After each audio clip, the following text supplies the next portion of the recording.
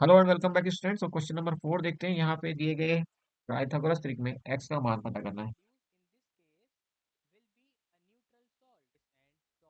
वैसे तो आपको अंदाजा हो ही गया होगा, क्योंकि यहाँ पे एक चीज बड़ी अच्छी है, वो ये कि अगर आपने प्रैक्टिस की होगी तो कुछ पेन वेन चलाने की ज़्यादा जरूरत है नहीं आपको।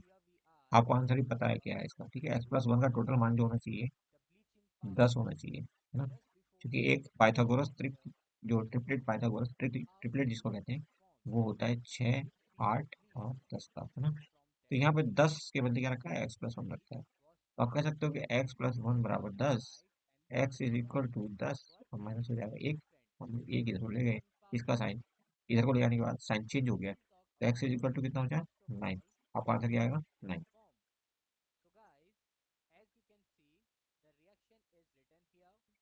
देखिए इसी प्रश्न में एक और प्रश्न दिया है अथवा करके, ये आपका बोनस प्रश्न है। यहाँ पे आप बड़ी आसानी से आंसर कर सकते हो। हमें क्या दिया, हमें दिया है ये 108 प्लस के ये दिया 154 और प्लस रूट में फिर से 225। फिर 225 के बदले हम क्या लिख सकते हैं, इसको लिख सकते हैं 15। ठीक है, तो इसके बदले 15 लिख देते हैं। वे 15 का वर्ग होता है, आपको पता होनी चाहिए ये सब बातें। ठीक है जी, तो ये टोटल कितना हो जाएगा, 169 हो जाएगा, है ना। ये सब जो है 169 हो जाएगा। 169 किसका होगा, वही स्क्वायर किसका होता है, ये 13 का होता है। तो इसका स्क्वायर रूट निकालेंगे तो यहाँ से मिलेगा हमें 13। ठीक है जी, इसके बदले हम उसका मतलब 13 रख सकते हैं, रख देते हैं 13।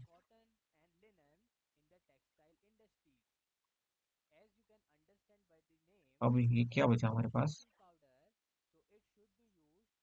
ये बचा आपके पास 108 प्लस 13 121, 121। और इसका निकालना है हमें रूट, रूट लगाना है। तो ये मिला हमें 11, 11 हो गया हमारा आंसर। पता होना चाहिए 11 का वर्ग क्या होता है, 121। या आप कह सकते हैं 121 का वर्गमूल 11 हो जाएगा। चलिए अगला लेते हैं। 5 नंबर सवाल कहता है एक्स का मान क्या होगा। एक्स के लिए हल करना है हमें, ये समझना, ये जो समीकरण दिया है। तो आप देखेंगे हमें दिया 1/4 एक्स, 1/4 एक्स माइनस 3 बराबर 7। ठीक है, तो 1/4 एक्स इज इक्वल टू 7 + 3 यानी कि 10। तो आप कह सकते हो, ऐसे लिख लो इसको, 1/4 एक्स इज इक्वल टू 10। तो एक्स इज इक्वल टू 10 × 4 यानी कि 40। तो एक्स का मान कितना आ गया, 40। क्लियर है। अब देखो प्रश्न संख्या 6 कह रहा है कि हमें वैसे सबसे छोटी संख्या ज्ञात करनी है जिसमें 256 को गुणा करने पर एक पूर्ण वर्ग बन जाए। तो हम कह सकते हैं कि x गुणा 256। देखो इसके बाद कोई वर्ग दिखाई दे रहा है आपको, वो सॉरी, हाँ, घन की बात हो रही है।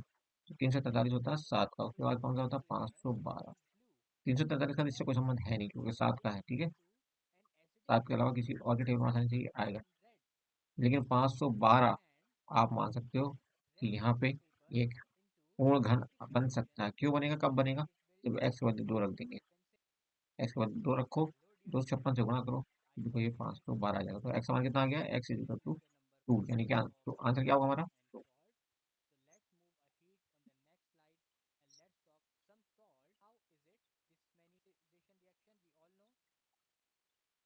प्रश्न संख्या 7 कहता है दक्ष ने 6% की हानि उठाई। कितनी प्रतिशत की, 6% की। मतलब अब उसने जब 987 में बेचा, तो जो भी उसका सीपी था, कॉस्ट प्राइस था या क्रय मूल्य था, वो मान लिया हमने एक्स था। तो एक्स का 94% उसे मिला। कितने प्रतिशत, 94%। और ये कितना था, 987। तो आप क्या कह सकते हो, जब प्रतिशत का निशान यहाँ से हटाओगे तो आपको कुछ इस ढंग से इसको लिखना पड़ेगा, एक्स गुणा 94/100। प्रतिशत का निशान हटाने के बाद 100 से डिवाइड दिखाना पड़ेगा। Okay, is equal to 987। तो एक्स का मान क्या होगा बच्चों, 987/94 होगा 100। 94 से आप इसको काटो, इसको काट दिया, 1000 इससे काटो, इससे आप नहीं लगे। 94 से इसको काटोगे तो ये आएगा 10.5, और इसको 100 से गुणा कर दोगे तो ये मिलेगा 1050। आंसर आपका। ठीक है जी, इतने में खरीदा था आपने।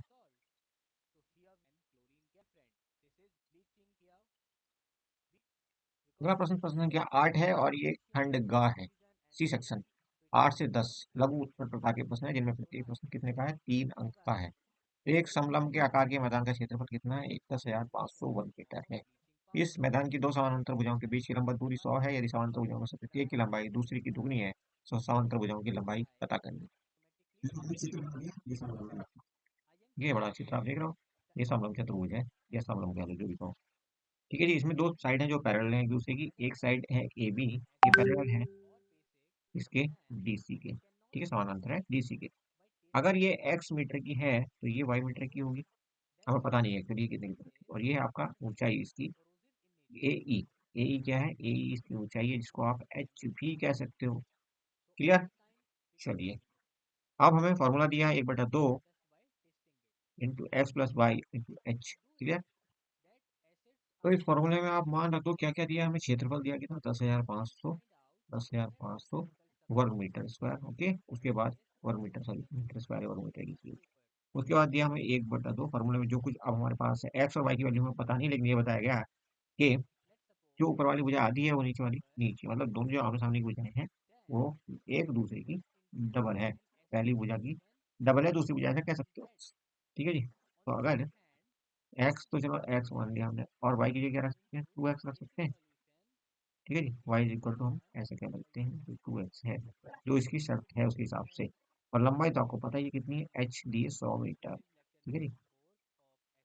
ओके, तो अब यहाँ से हमें एक्स की वैल्यू निकालनी है, तो आपको एक्स की वैल्यू कैसे मिलेगी भाई। 100 से देखो दो जीरो है इसमें, तो दो जीरो यहाँ से काट दो। ठीक है जी। अब 105 गुणा 105 गुणा 2 हो गया, और इधर से क्या बचा ये दो एक्स और एक्स 3x है ना जी, 3x हो गया। आप 3 से इसको कट करोगे, वैसे आप घुमा फिरा कर लेना, हम थोड़ा सीधा कर देंगे, थोड़ा आसान हो जाएगा हमारे लिए। कम लिखना पड़ेगा, दूरी छोटी हो जाएगी। तो एक्स का मान कितना हो गया, 35 गुणा 2 70। तो वाई का मान कितना हो गया, 140। और एक्स का कितना हो गया, एक्स बराबर 70। क्लियर। तो समांतर भुजाओं की लंबाई हमें पता चल चुकी है, एक्स बराबर 70 तो वाई बराबर 140 मीटर।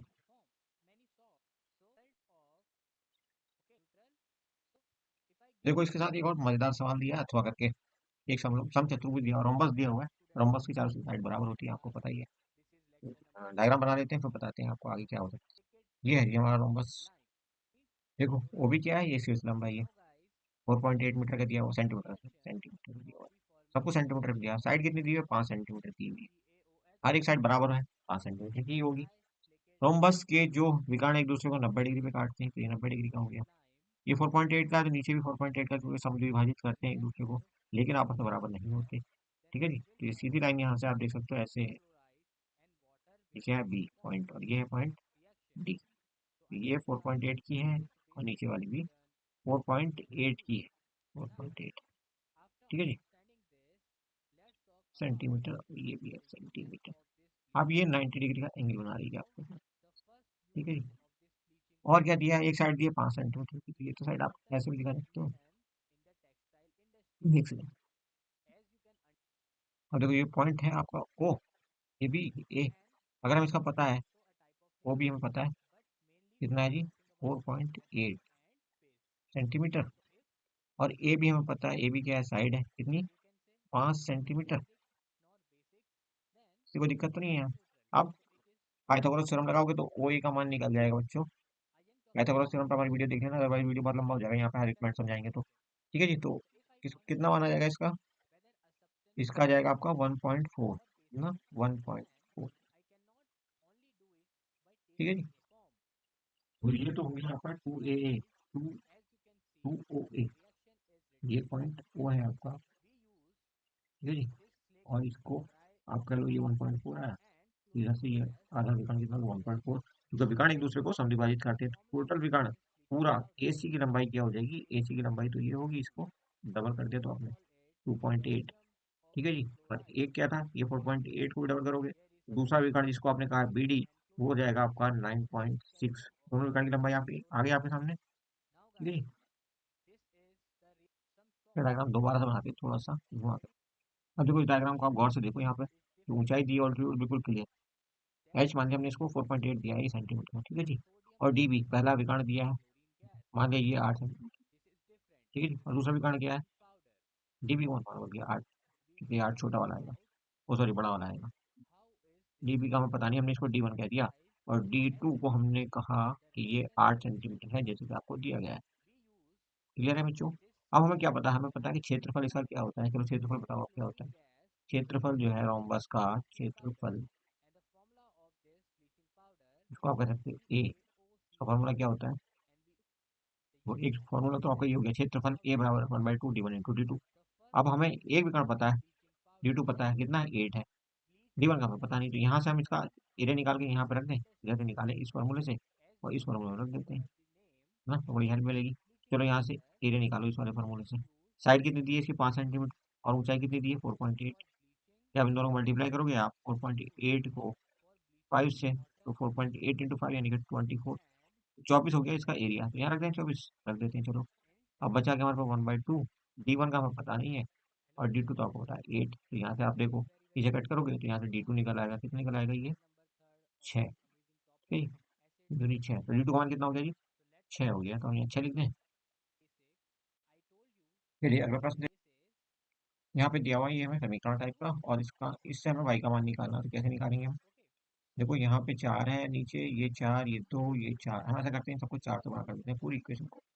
तो यहाँ पे हो जाएगा 2y माइनस का 3, 4 अपॉन, तो 4 है ये कट जाएगा आपको, तो माइनस यहाँ पे क्या था 3y, और जब ब्रैकेट लगाएंगे तो ये माइनस प्लस में बदल जाएगा।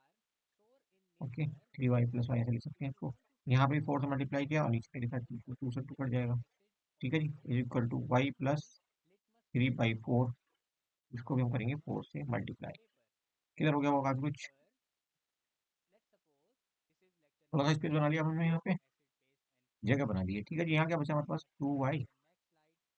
2y माइनस 3, और यहाँ पे क्या बचा, माइनस का ब्रैकेट लगा लो, और ये 2 बचा, 2 से अंदर मल्टीप्लाई कर दो, तो 2 3 6y प्लस 10, ये बचा, इज इक्वल टू यहाँ पे बचा 4y, और ये हो गया +3।